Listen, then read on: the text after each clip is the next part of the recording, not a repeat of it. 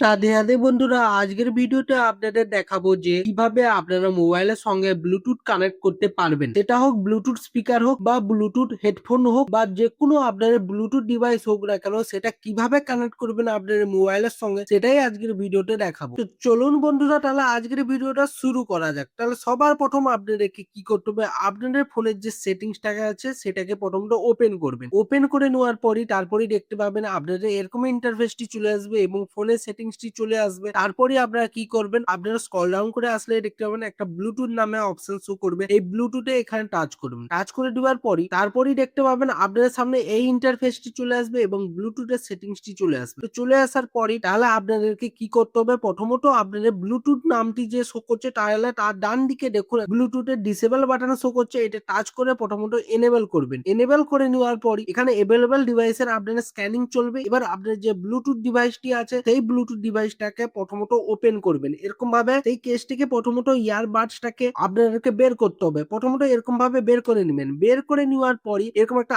আলো ব্লিঙ্ক করবে, যেমন আমার এখানে আলো ব্লিঙ্ক করছে, এই আলোটা আপনাদের ব্লিঙ্ক করবে।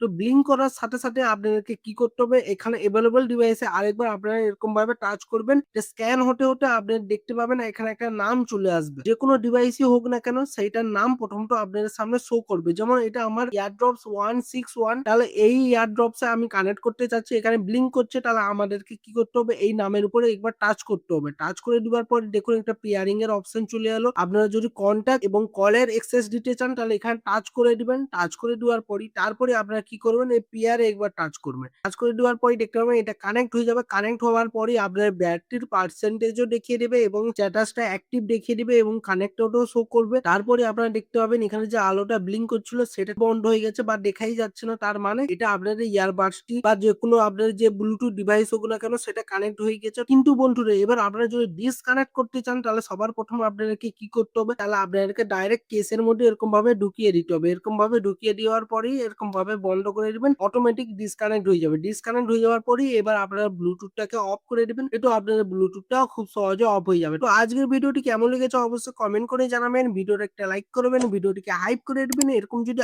আরো ভিডিও পেতে চান তাহলে চ্যানেলটিকে সাবস্ক্রাইব করে বেল আইকনে ঘন্টাটাকে অলে করে দিবেন। তাতে কি হবে, নতুন ভিডিও নোটিফিকেশন পেয়ে যাবেন। ভালো থাকবেন, সুস্থ থাকবেন, দেখা হচ্ছে নতুন ভিডিওতে। রাধে রাধে।